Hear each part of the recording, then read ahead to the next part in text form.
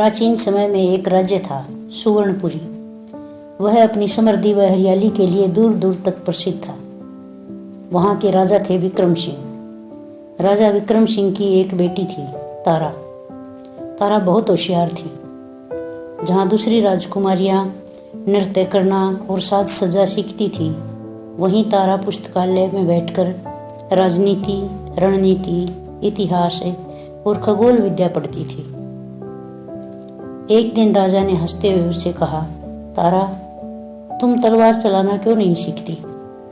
तारा मुस्कुराई और कहा, पिताजी, तलवार से तो केवल एक ही युद्ध जीता जा सकता है, लेकिन बुद्धि से 100 युद्ध जीते जा सकते हैं। राजा उसकी बात पर गर्व से मुस्कुराए। एक सुबह महल का प्रहरी तेज घबराहट से दौड़ता हुआ दरबार में आया। प्रहरी बोला, महाराज, राज्य पर हमला हो गया है। उत्तर दिशा से विशाल सेना राज्य की ओर बढ़ रही है। सेनापति वल्लभ देव के झंडे दिखाई दे रहे हैं। पूरा दरबार सन्न रह गया। सेनापति बोला, महाराज, हमें तुरंत ही युद्ध की तैयारी करनी चाहिए। सेना को तुरंत ही युद्ध के लिए तैयार किया गया। राजा अपनी सेना लेकर युद्ध के लिए चले गए। अब सारे राज्य का भार राजकुमारी तारा पर आ गया। राजा के जाने के बाद दक्षिण दिशा से कुछ हलचल दिखाई दी। प्रहरी ने तारा को बताया कि एक विशाल सेना महल की ओर बढ़ रही है। तारा ने बिना घबराए सैनिकों को आदेश दिया कि तुम गांव में जाओ और औरतें, आदमी, बच्चे सबको ले आओ, और वे सब अपने साथ पानी और घर में रखा तेल भी साथ लेकर आए। कुछ ही देर में सारे गांववासी राजकुमारी तारा का आदेश सुनकर महल में आ गए। अब राजकुमारी तारा ने सबको महल के अंदर आने का आदेश दिया। जैसे ही गांव वाले अंदर आए, तारा ने महल के दरवाजे बंद करवा दिए। दरवाजे के सामने बड़े बड़े पत्थर रखवा दिए और सब गांव वालों को छत पर जाने का आदेश दे दिया।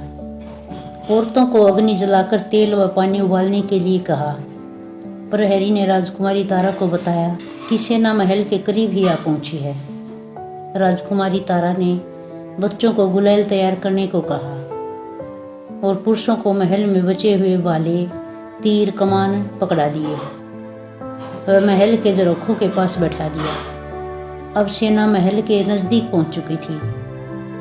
उनकी विशाल सेना ने महल के दरवाजे को तोड़ने के लिए हाथियों को लगा दिया। तभी राजकुमारी तारा ने गर्म पानी से भरे कड़ाहे उन हाथियों और उनके महावतों पर डलवा दिए। जैसे ही भाले और तीर कमान वाले सैनिक आगे बढ़े, तारा ने जल्दी से बच्चों को आदेश दिया कि वे अपनी गुलाल से उन सैनिकों की आंखों पर प्रहार करें। दुश्मन सेना में हाहाकार मच गया, लेकिन कुछ सैनिक फिर भी महल की दीवार पर चढ़कर महल की छत पर चढ़ने की कोशिश करने लगे। तभी राजकुमारी तारा ने पुरुषों को आदेश दिया जो भाले और तीर कमान लिए झरोखों के पास बैठे थे। उन सब ने एक साथ हमला करके उन सैनिकों को नीचे गिरा दिया। अब सारी सेना भाग खड़ी हुई। राजकुमारी तारा ने अपनी सूझबूझ से बिना सैनिकों के ही लड़ाई जीत ली।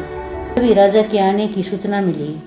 उधर राजा विक्रम सिंह भी जीत कर वापिस आ गए। राजा विक्रम सिंह राजकुमारी तारा की बहादुरी और चतुराई की बात सुनकर गदगद हो गए। राजकुमारी तारा की चतुराई और बुद्धिमत्ता के दूसरे राज्यों में भी चर्चा होने लगी। दूर दूर से विवाह प्रस्ताव आने लगे। भानगढ़ के राजा ने अपने पुत्र के लिए राजकुमारी तारा का विवाह प्रस्ताव भेजा। भानगढ़ एक विशाल व समृद्ध राज्य था। उनकी समृद्धि के दूर दूर तक चर्चे थे। वहाँ का राजकुमार जब राजकुमारी तारा को देखने आया तो घमंड में बोला कि तुम्हारे जैसी प्रसिद्ध और सुंदर राजकुमारी तो मुझे ही मिलनी चाहिए।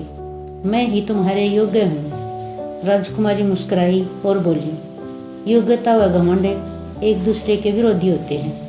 क्या तुम मेरे 3 प्रश्नों के उत्तर दे सकते हो? राजकुमार घमंड से बोला, मुझे कौन सा प्रश्न कठिन लगेगा? राजकुमारी तारा बोली, सबसे ताकतवर कौन होता है?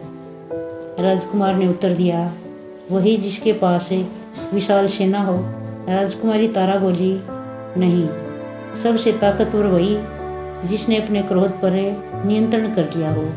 राजकुमारी ने दूसरा प्रश्न पूछा, सबसे सुंदर कौन है? राजकुमार तपाक से बोला, मैं। राजकुमारी तारा बोली, नहीं, सुंदर वही है जिसकी वाणी में मिठास हो और हृदय में करुणा हो। राजकुमारी तारा ने अगला प्रश्न पूछा, राज्य कौन चला सकता है? राजकुमार बोला, जो तलवार चलाना जानता हो। राजकुमारी तारा बोली, नहीं, राज्य तलवार से नहीं, बुद्धि, धैर्य और न्याय से चलता है। राजकुमार को अपनी भूल का एहसास हो चुका था। राजकुमारी तारा उसे महल के बाहर बस्ती में ले गई। वहाँ एक बुजुर्ग महिला रास्ते में गिर पड़ी। राजकुमारी तारा बोली, इसे उठाने में मेरी सहायता करो। पहले तो राजकुमार अपनी राजसी पोशाक देखकर हिचक रहा था, लेकिन तारा की धड़ नज़रों को देखकर उसने महिला को उठाया, पानी पिलाया और सुरक्षित घर पहुंचा दिया। राजकुमार का मन बुजुर्ग महिला के आशीर्वाद से पिघल चुका था। राजकुमार बोला, राजकुमारी, तुमने मुझे वो सिखाया है जो मेरे गुरु भी मुझे न सिखा सके। घमंड ने मेरी आंखें ढक दी थी।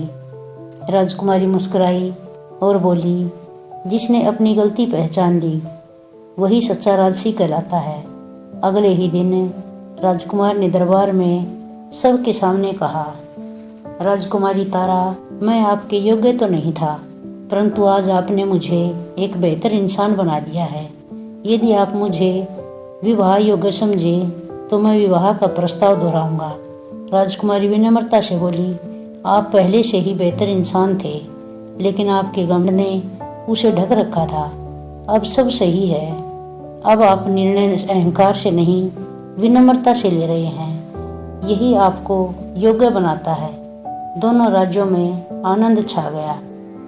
अगर कहानी पसंद आई हो तो लाइक करें, शेयर करें और सब्सक्राइब करें।